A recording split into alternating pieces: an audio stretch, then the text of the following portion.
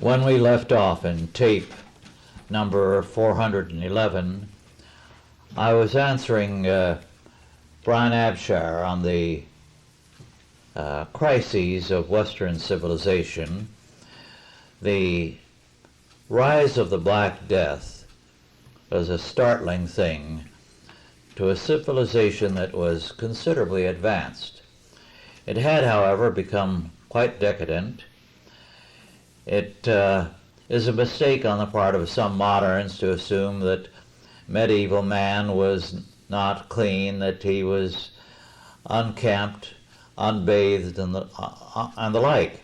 Actually, he was very partial to bathing, and like the old Romans, loved his bathhouse, which the smallest village had. Unhappily, the bathhouse became known also as the house of prostitution, the bagnio. And it was partly in reaction to that the modern age began subsequently with a deep aversion to bathing as unhealthy. It attributed the rise of the Black Death to too much bathing. Well, then at the same time, you had Europe settled on its lees, and Eastern Europe was exposed to the Huns and to the various barbarian groups, beginning with Genghis Khan, who moved westward. The Magyars also were a very much feared group. And for a time, Europe seemed destined to fall to these outsiders. It shattered Europe and destroyed a good deal of the advance in Eastern Europe. Now, again, there was a reason for this, and it is surprising that God's judgment was as gracious as it was, and not more of the world was affected. But Christianity had become too restricted, too institutionalized, and that's always a danger, and it's one that we have confronting us in our time. And this extreme institutionalization of Christianity took the heart out of it. It made it a very formal thing, so that it had less and less impact upon daily life, except as a formality. And this still is the problem in the Eastern Orthodox churches. Too often the orthodoxy is dead. It is too institutionalized. And this now has become, to a degree, true also of Western Christianity. So there have been reasons why God has at particular times shaken up the world of Christendom. And certainly we are in a shaking now. We are down in our impact in most spheres. At the beginning of this century, about 35% of the world was European and American Christian. Now it's about 12 or 13%. We are losing out population-wise, influence-wise, morality-wise, and one way or another. We are under judgment. God is saying to the European white peoples, you have been weighed in the balances and found wanting. There's no future for us. It's estimated that not too far into the next century, we may be no more than 5% of the world population, unless we have a turnaround, unless we have a revival of the faith that is root and branch in its impact. Well, all this points to what you two men were calling attention to earlier. God's judgments are moral judgments. Now, there is a moral aspect to this computer thing, but it's not one that is going to be discernible to the average man. They're not going to say, we deserved it. You can't say that if you can blame programmers. And when God judges a people, they know they were judged for their sins. Historically, that has been the case. It always has been. And it is high time we recognize that if we get it in a technological form, it's not the judgment of God. It's some glitch that mars the economic front for a time. Consider then all the other things that are looming on the horizon that people are not going into. For example, we have in the last year or so seen one disaster after another in the stock markets of the world. In the Far East, the markets have crashed, and they've shaken the Western markets, including our own. The drops have been substantial. Now, the Western markets have not reflected the collapse that marks the Eastern Asiatic markets.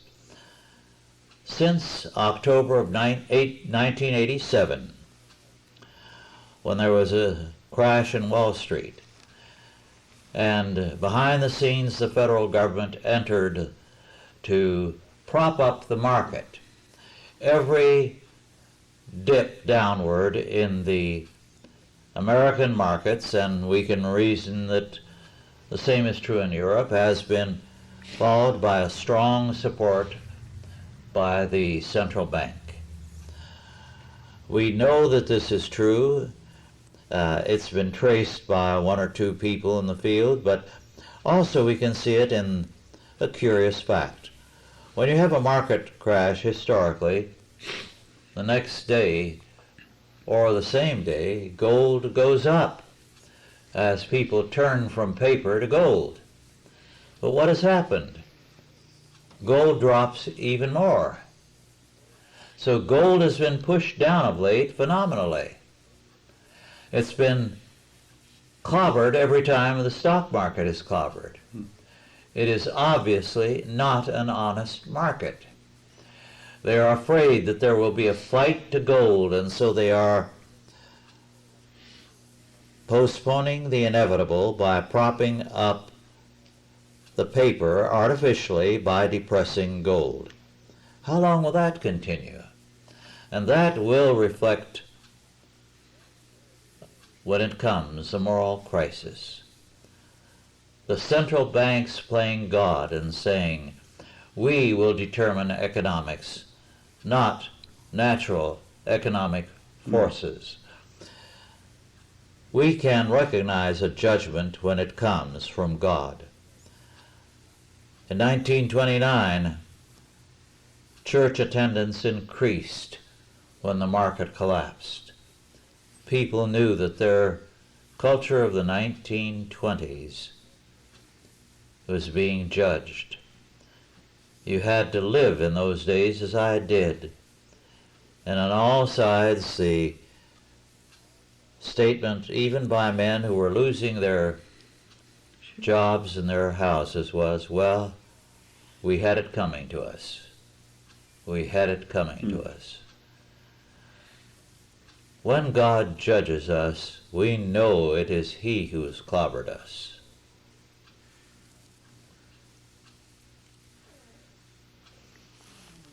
You have an interesting book there, Brian. What is it, the Time Bomb 2000? Do you want to tell us about it? Sure. Time Bomb 2000 is a fairly new book written by Edward and Jennifer Jordan. Edward Jordan is a time-honored computer consultant, has written many, many books in the field, very well respected. Jennifer is his daughter. The book addresses some practical concerns. It's not for software professionals, but it's for everyone. And What he does or what they do in the book is address specific areas of society. They look at how the year 2000 problem is going to affect a multitude of areas, from your job, transportation, utilities, health and medical systems, banking, your personal PC. And they bring it all together and they show how everything is interconnected.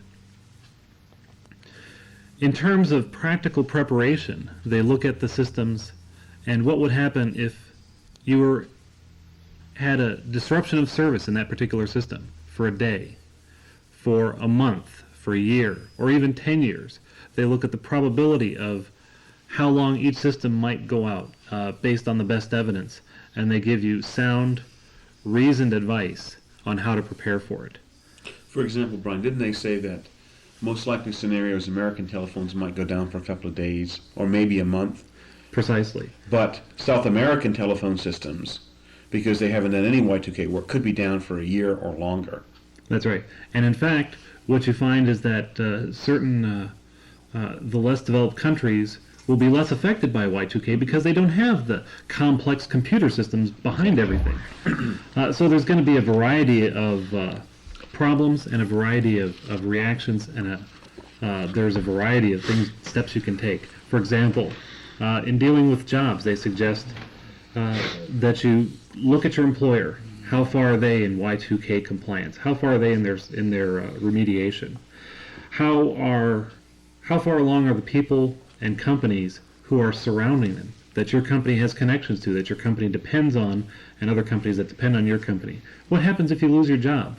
What happens if they can't pay you for a week or a month? What happens if you're out of a job for a year? And so what they suggest is you provide yourself a month's worth of cash on hand before January 1st, 2000. Do what you can to save that.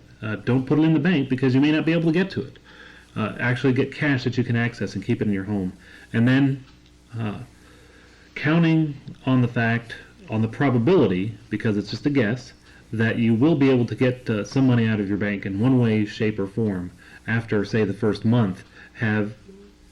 Try, if you can, have a year's worth of living expenses in the bank. As Brian mentioned in the previous tape, not everybody's going to be able to do that. Not everybody's going to have those options, but it's a goal to work towards. But being out of debt is a far more practical strategy than moving to a rural area in which you have no employment, because then the financial crunch begins immediately. Whereas to get out of debt where you are and in your present job is probably a sensible strategy, whether you think anything's going to happen in 2000 or not. Absolutely. To focus on one thing that people are probably going to be thinking about in terms of the year 2000 is most people have, in some form or another, a personal computer of their own. It might be an older model, it might be a newer model. People are wondering, how can I deal with this in my own computer? I, for one, use a software program that keeps track of my personal finances. And if I were to have a problem where my computer broke down, I would probably be able to find out how much money I had in the bank. But it might be a short-term hardship for me. So people are probably wondering, what do I need to do to make sure that I'm prepared for this with my own PC? The first thing that you need to understand is that there are two different areas that are affected by it. Actually, three. The first is what's called the BIOS. Now, we don't want to get into a big technical discussion here. That's not what this forum is for.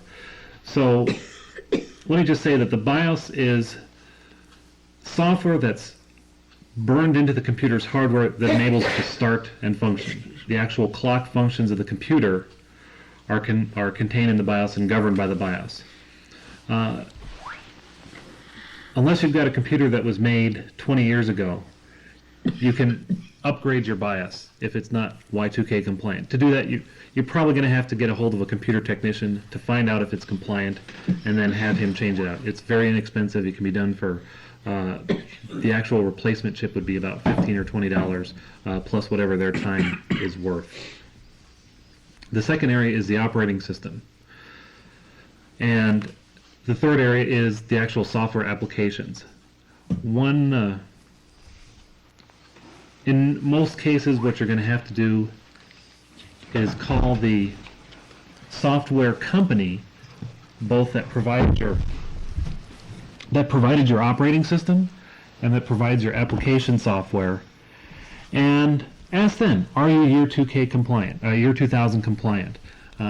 Can I rely on what you're telling me that my software is going to work? And if not, what kind of a fix can I get? Do I have to buy a new operating system? Do I have to upgrade to a newer version? Is there a patch that I can get? Talk to them, find out what they need. That's for the operating systems and the software applications, like your word processor, a spreadsheet, your personal finance management software. Anything that you use on a regular basis that is essential to what you do with your computer at home, you're going to want to call the software manufacturer and find out what they've done about it and what you need to do to fix it. And the third one only affects just a few people, and that is programs that you may have written yourself. A lot of people out there are what we call power users, and they are able to... The rest of us call them geeks. Exactly. And they usually write their own software, either with macros or something like that. You're going to have to solve your own year 2000 problems with the software you've written. It's something that a lot of people will overlook, and that's something that's going to happen in a lot of businesses too. People will write complicated macros for spreadsheets to get it to do things that it wouldn't normally do by itself. But you're going to have to look at that and basically do the same function as a programmer solving a Y2K problem for their business to solve that problem. Those are the main areas that somebody's going to have to deal with in your PC. Now, one of the things that is really a real concern to me is, and I've mentioned that the Jordans deal with it, and is the idea of we don't know what the disaster of the year 2000 is going to hold. We don't know what other sort of disaster may come along. How can we prepare ourselves to protect? How can I prepare my family, to protect my family, to protect my children, to protect even the what little wealth I may have stored up for myself? What kind of answers are there? See, Brian, if you'll forgive me for jumping in here, I've gotten kind of a nasty reputation right now for poo-pooing Y2K when that's the furthest thing from my mind. All that I've ever had a problem with is people insisting this will happen in this way, and it is the judgment of God. And quite frankly, I don't see where God has spoken to them to tell them that. They haven't dealt with the probabilities of the possibilities. That's fine. Someone can say, look, just like you invest in the stock market by looking at a company that has good growth potential, you'd also look at these things that we've been talking about this evening and say, boy, this is scary. Let me make preparations. But they're not just saying that. They're insisting that retreat, run to the hills is the only sane option. And as I said in the last tape, I just think that's kind of self-serving, to be perfectly honest, because the vast majority of people can't do that. They don't have the assets or the resources. So what I'm going to do is I'm going to answer your question, because I got some things I just jotted down here as you were talking that relate to what we're talking about here and how to prepare. And the thing is, these things are not Y2K specific. These are the things that when I was a kid growing up in rural Maine that we did all the time. Because in the spring and the fall we had hurricanes come through. In the summer we had lightning storms. In the winter, oh believe me, in the winter we had blizzards. In all of those things, every year you could plan, this is 1950s, 1960s, you could plan on your power lines being knocked down, the roads being closed, and there's no going out to the store for a week to 10 days because they didn't have enough snowplows, or the snowplows are broken down, or you have no lights and therefore you have no pump for your water, you have no nothing to make your stove work, etc. And as a consequence, growing up, my family did the stuff that I'm going to talk about in a moment. And the thing that's important about it is that if you do these things, you are as well protected as you possibly can be, unless you happen to be wealthy, wherein you can do a whole lot more things. And for example, it's interesting, Mark, you were talking a moment ago about getting out of debt. That's the first thing I got down on my list. Get out of debt. Because if you're out of debt, then you have freedom. You're living responsibly. And so people need to cut down their consumer spending, cut up their credit cards, as the case may be, pay off their mortgage if they can, pay off their cars, and therefore live responsibly and free. I have actually heard people say, hey, don't worry, go out there and buy all this stuff and put it in your credit card, because if the banks go down, they'll never be able to make you pay anyway. How are they going to know? And I've actually heard Christians say it with almost that attitude. Well, guys, I'm not scared about Y2K, but I am scared about God. God scares me. And if you break his law deliberately and willfully, then he is going to bring his discipline against you. And stealing is number 9 on his top 10 things of ways to get me really angry at you. And since our only security and our only real hope in the future is the blessings of a gracious and merciful and kind God, then we've got to be careful that we obey his law. And I think that's the first way to do it. Secondly, interesting, you almost made the same comment again, Mark, and Brian, you picked up on this earlier, and I know you couldn't see my notes. We can start building an emergency supply of food. When I was a kid growing up, my mom routinely kept a full month's worth of food in the larder. And we had, peanut butter, and we had cornmeal, and, stuff that, you wouldn't really want to eat it unless you had to. But sure enough, at least once a year, pardon me, we've been in a situation where that's what we lived on for a week or two at a time. And so therefore, since Elaine and I have been married, I've always insisted that we do the same kind of thing. And what happens is when she goes to the store and she buys a can of tuna fish, she buys one for the family, and she buys one that goes in the stock. And we rotate the stock to keep the cans fresh, and you turn the cans over and stuff like that. So we've always got a couple of months' supply of food on hand. Once, almost 20 years ago now, I was out of work for about a year, and our savings actually went down to zero. We lived off those food supplies for 3 months. I mean, it really was. We made preparation. We stored up during times of plenty so that we had something for times of want. And the average person, food is really pretty cheap in America today. So go down to the grocery store. It doesn't add very much to your bill. Buy some tuna fish and some chicken and some, well, I don't want to say spam. That's horrible stuff. I wouldn't wish that on my worst enemy. But buy some corned beef and, some canned meats and some dried beans and things like that. And if nothing happens, if Y2K comes and goes and it's nothing, then you can take some of this food maybe and give it to your church for their food pantry to give away to poor people. Or, heck, you can eat it yourself. The thing is, you haven't wasted it.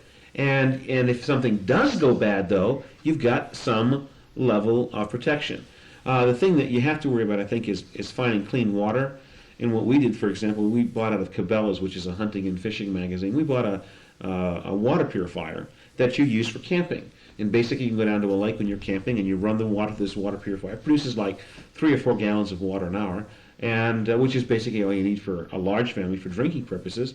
But it takes out all the bacteria, the cryptosporidium, and the amoebas, and all the mineral impurities, all the things you don't want to drink on it, so that you can actually recycle dirty water by using a water purifier. It's not a bad thing to do. In the same way, again, growing up every summer and living in the Midwest is the same thing. Brian, every summer you can guarantee there's going to be a lightning strike, the lights are going to go out, and you're not going to have any power for a day or maybe longer. And so we grew up, we had candles everywhere. Now, we were so poor we couldn't afford flashlights because batteries were expensive. So we had candles. And I can remember quite a lot of times growing up, when we didn't have lights for 2 or 3 days, and nighttime would come and we'd put the candles up and we'd light the candles, and it kind of turned everything into a 19th century kind of Victorian romantic kind of atmosphere. And I remember we used to play Monopoly to the death in those days to pass the time, because the idiot box. In fact, some of the best memories of my childhood are being caught up in the house with no power during storms because the family couldn't do anything except relate to one another. Fourthly, now here's probably the most controversial thing that I'll have to say, and people will jump all over me, but I really believe that every head of a household ought to purchase a firearm. And if possible, get a concealed carry permit. Now, the reason why I say that is that growing up in rural Maine, firearms were just a part of life. I mean, every family had firearms. I can remember my brothers having to go out at night and sleep in the corn patch in the backyard with a single-shot .22 rifle. One of them had a flashlight, the other one had a .22 rifle. And the reason why they were there is because the deer and the raccoons would come into the garden at night and they would eat our entire crop unless we did something. So the guys would be out there, and if they actually managed to shoot a raccoon, for example, they got the skin, and they could sell the skin for a bounty. I forget what it was. I think it was like $1 or something in those days, early 60s. They could sell it, the skin, for a bounty, and that gave them some pocket money. And I can remember them, all during the spring and the early summer before crops coming in at 7 o'clock in the morning and being all tired and weary. But that's just what people did. I remember one time when my brother Joe came running in the house, my oldest brother, picked up the .22 off the wall and ran outside, and we all ran out after him, and he screamed at us to stay in the house, and there was a dog in the yard that was rabid. And so, we had to shoot this poor rabid dog. I mean, it wasn't like Old Yeller, where you all loved the dog. It was some strange dog we hadn't seen before. But the fact is that firearms were just a way of life. City people don't have those experiences, and they're scared of firearms. They don't know how to use them. And what I'm going to say is that we need to redevelop that particular skill. When you have a firearm and you take responsibility to use it properly, you are living in the grand tradition of a responsible American citizen. You have a constitutional right to own one, and you better get one before it's too late. I hate to say this, guys, but the police can't protect you. All the police can do, and when you dial 911, is they'll come and they'll bag your body, and they'll take fingerprints, and they'll try to investigate your murder. But they can't protect you. I forget what the exact figure is off the top of my head, and I should know this. But I know that the statistics are in the millions every year that American citizens lawfully use firearms to prevent a serious crime. And women especially, a firearm is the great equalizer. All the rapes and beatings and all the attacks that women have to face through, a firearm can make the difference in their life. And so I think that people should get a firearm. Bad guys are not stupid. If they think you've got a firearm, guess what? They're not going to bother you. They're going to go down the street and bother some poor liberal leftist person who doesn't know any better. In line with that, I'm going to say that people need to learn to take some basic security precautions in their home. Now, there's a great little book that Peter Hammond, a South African missionary, put out several years ago, just before South Africa went into the new nation state and they didn't know what to expect. It's called Security and Survival in Insecure Times. And it's a little booklet that goes through things that you can do to protect your family from fire, from theft, from terrorist attack. It's a pretty comprehensive little book. And one of the things he recommends, which I think is brilliant, is that, guys, your front door is the way that most bad guys will come in. In my house, for example, all I got to do to get into my front door is break out the glass, reach your hand in, throw the deadbolt, and open the door. Well, we're buying a big security gate. It's very artistic, looks very nice, the neighbors won't complain, and it makes sure that nobody is going to get in and hurt us. The point is that if you cannot keep a bad guy from getting into your house. I'm sorry. If they're dedicated and they're motivated, whatever barriers you put up, they can find a way around. What you can do is make it difficult enough to get into your house that they won't bother and they'll go down the road. After all, if they were interested in hard work, they wouldn't be burglars, they'd get a job.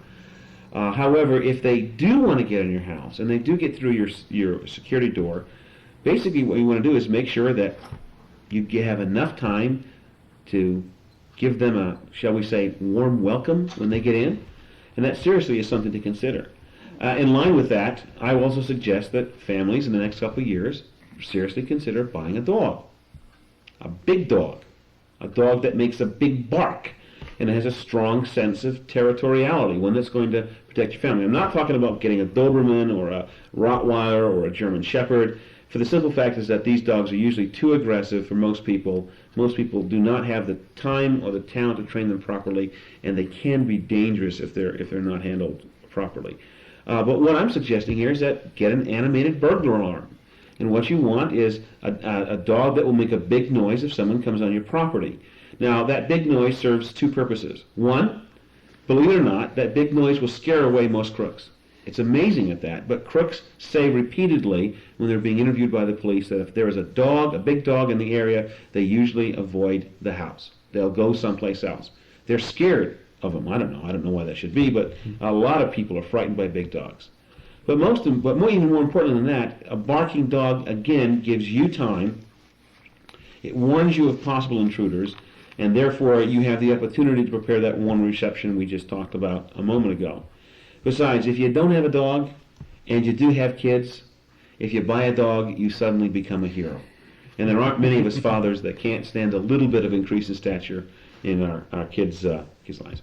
Finally, something that Brian mentioned here is that you can start saving a certain amount from your paycheck every week in cash, and just put it somewhere. If you bought a firearm, then you want some secure place to put the firearm so that it's not accessible to children, and just put a few extra dollars, maybe only $25 a week.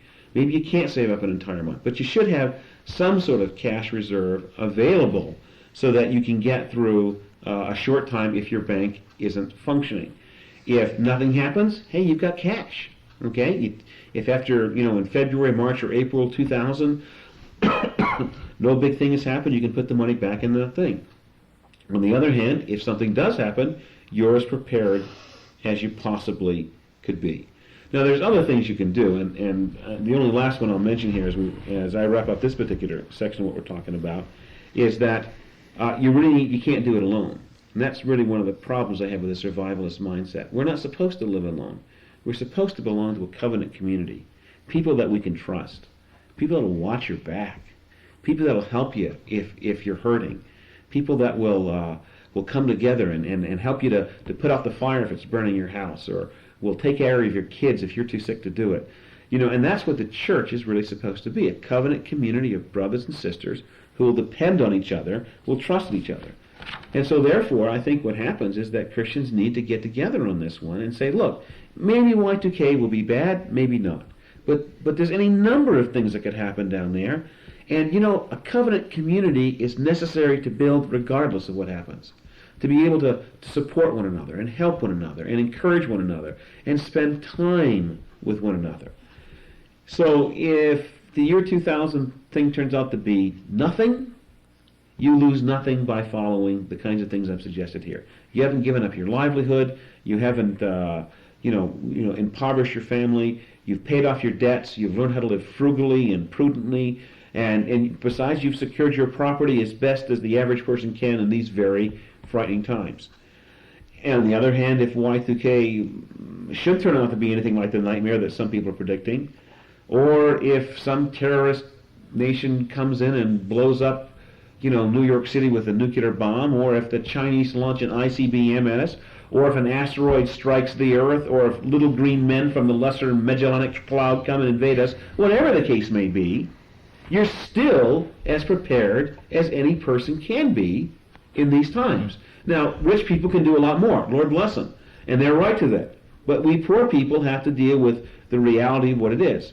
We're not running away. We're not giving into paranoia.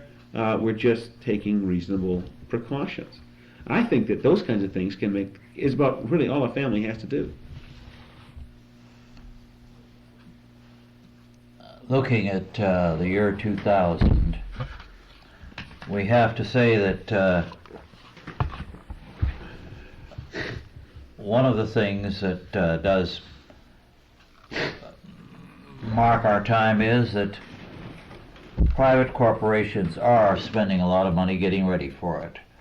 And more than one company has grown rich providing the expertise to do it. In fact, the present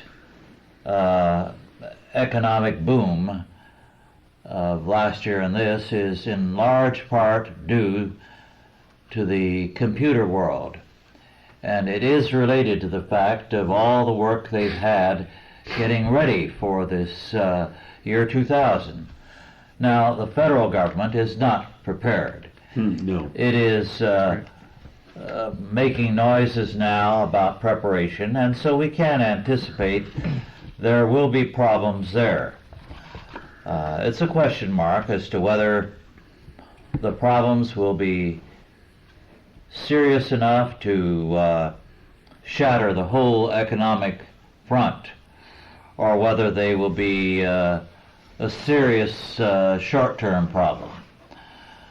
We don't know, but as you stated, Brian, it is well to be prepared for the future in any time, no matter what the conditions and circumstances, because we have a duty to live providentially at all times. That's a religious duty.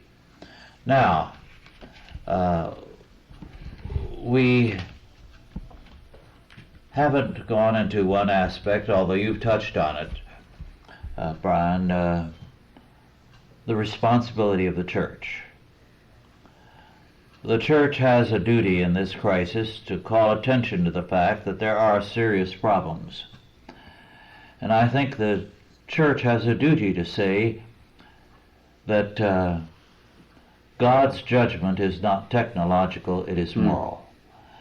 That we have to make clear there is a difference. If the problem is purely technological, I'm fearful of the moral consequences for our country. It'll be a good way of evading our responsibility for having created the moral climate of our time. So I feel that you men, in calling attention to the fact that it is dangerous to reduce the dimensions of the problem to a technological one that is belongs to the world of computer experts and corporate decisions, because the ordinary man of God can do nothing about such a situation. Yes. But any moral man can see the problem that exists morally across the country and make a stand in terms of that. Make a stand in his family and in his church, in his Christian school, in his home school, in every area and sphere of life. That is where the real issue is, not in something that the average man knows nothing about. Amen. Rush, I think that's very eloquently stated and tremendously important. One of the symptoms of what I call millennial fever is a tendency for Christians who should know better to become so narrowly focused on this one aspect and how they plan to survive it that they neglect the broader aspects of what God has called us and commanded us to do. The reason why I asked you the question on the last tape, and you were following it through here, is that repeatedly in history God has scourged and disciplined his people. But I don't recall there being a prophet who came beforehand and said, okay, everyone, the judgment of God is coming now, and you have a chance of getting away from it, and you can now, for example, the Goths and the Visigoths and the Vandals are coming, so let's all run over to Constantinople to avoid, being raped and murdered by them. Let's all flee to the New World so that we won't get the Black Plague and die. The Mongols are coming. Let's all go flee to Spain because that's as far west as we can go, and we won't have to worry about being invaded by them. Fleeing is, I think, the wrong approach to any crisis. And I'm sorry, Rush, I cut you off there. Yes, I was sorry. Please continue after I interject this. There was one prominent writer who said that flight to the New World was the solution, that the growing crisis of civilization could only be obviated by going to an area where sin did not yet exist. And that was the Roman poet, pagan poet Horace, speaking about going westward in the Atlantic to the new lands that he was sure were out there. Interesting. Lands which he felt were still free from the taint, we would say, of the fall. Yes. Well, the only point I'm saying is that what you're talking about was that the key to get through this difficulty, as well as any other difficulty that comes up, is to be a valiant man of God. Fulfill your calling. Love your wife. Teach your kids. Serve your brothers and sisters in the church. Reach out in evangelism and discipleship in the community. Educate your kids in a Christian worldview. Support the work of the kingdom. I mean, it's very basic, fundamental stuff. And I think you said it so eloquently, and it just needs to be reinforced. You mentioned life in Maine. Life in California back in the 20s and 30s was not unlike that. And in fact, in those days, in most instances, marriage was something that two families came together to arrange. And one of the reasons why they preferred marriage to a girl in the hometown or a boy in the hometown was that arrangement was difficult if they were meeting at a college or a university. But in the local community, both families came together. They had a part in the decisions that went into the marriage. They would sometimes help in the buying of a house if the young fellow were going to farm, and the marriage gifts were designed to enable them to set up housekeeping. It was a decision come to by two families, and to which the church family gave its happy assent by the kind of gifts it gave. So wedding gifts at that time were very, very practical, with one object in mind: setting up everyday housekeeping. So they were very practical gifts. Now, of course, that's gone. Dad, you lived through the Depression, and in a sense, in one way, at the crash, things kind of fell apart to a certain extent in certain areas, in certain businesses, and yet they kept going. I know some of the car manufacturers were trying to sell cars just about at cost just to keep their factories open and their workforce employed. I think the whole idea of looking at any scenario to come and saying worst case scenario is to say that people aren't resourceful when they are. If things fell apart, the worst thing that could happen is for the hoodlums and the gangs is for people to really think it's a free-for-all. Because then you're going to have people start shooting back. And then the gangs they're going to take off their gang colors and their gang costumes, and they're going to disappear. I never thought about that, quick. Mark. That's quite clever. People aren't going to tolerate lawlessness. Didn't San Francisco give us the word vigilante? Yes, and most of the vigilantes are badly misunderstood. Yes. At the time of the gold rush, there was such a rush to the gold fields, and there was such a turnover in the population that there was an element that was absolutely lawless, and some of them had positions of power, and there was a lot of lawlessness, and much of that was in government. Yes. And the vigilantes were an attempt, sometimes right and sometimes wrong, to establish order when there was no order. Right. They weren't lawless criminals. They weren't mobs running through the street, yeah. And going back to that original meaning of vigilante, if things get bad enough, you will have people who say, we're not going to put up with it. So to say civilization is going to collapse because of a computer bug is not giving people much credit.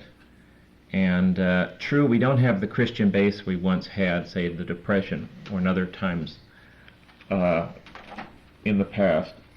But worst case scenario says very little for people.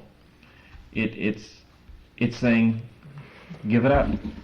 A few years, 20 years ago, there were some of these same people who were talking about the end of civilization as we know it. We're talking about the end of civilization because of a nuclear holocaust. Sure. And going into a bomb shelter, and I always want to, and have your freeze-dried food, and have your guns, go into your bomb shelter. And then I often thought, what's going to happen when they come out of the bomb shelter, everyone is around them is dead, they're going to take their survival weapon and blow their brains out. Because what's the point of surviving when there's death and destruction and nuclear radiation all around you? It's to say that we're going to survive a hopeless situation because we have some food stored. People are more resourceful.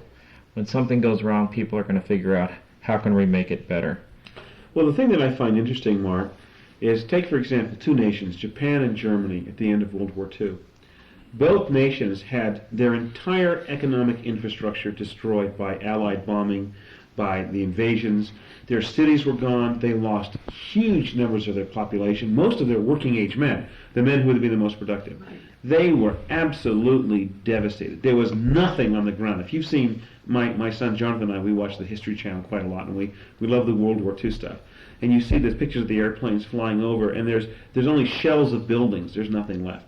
The industry is gone, the buildings are gone, the cathedrals are gone, the streets are rubble, the population is dead. For example, there were more people killed in Dresden from the RAF firebombing there in retaliation for bombing Coventry.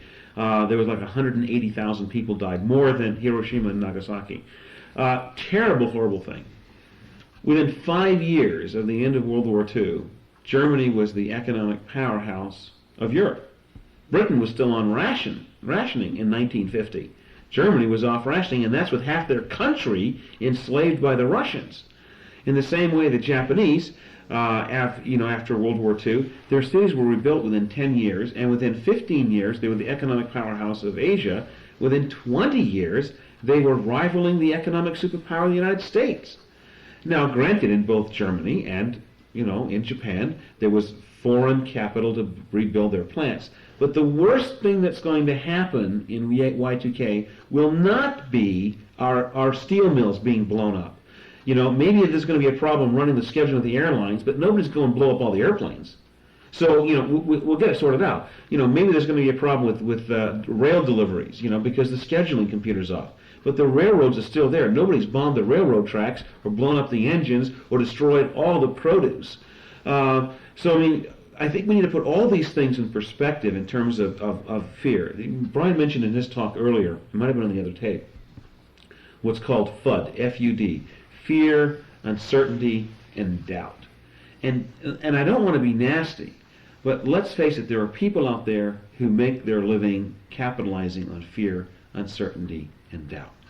And the more, as Brian said, I think that the more that this spreads, the more likely it is to actually generate genuine solutions rather than it is to lead to the massive chaos. I think people need to be prudent, need to take some genuine precautions, need to look out where they live and how they live and that sort of thing. But at the same time, I don't think they have to give in to this paranoia and this fear. And it's the desire of some people to give into that, where when you talk with them, they don't want to hear the facts. They want to believe the worst case scenario. That's what I'm terming now millennial fever. It's not the fact that people are concerned about Y2K. Everyone around this table is concerned about it, and we spent the whole evening talking about it. But rather, it's the idea that this must be the end of the world. There is nothing we can do. And I think that is more indicative of the sociology of the situation than it is of a real threat in our future. We are facing a world crisis culturally. No doubt about it.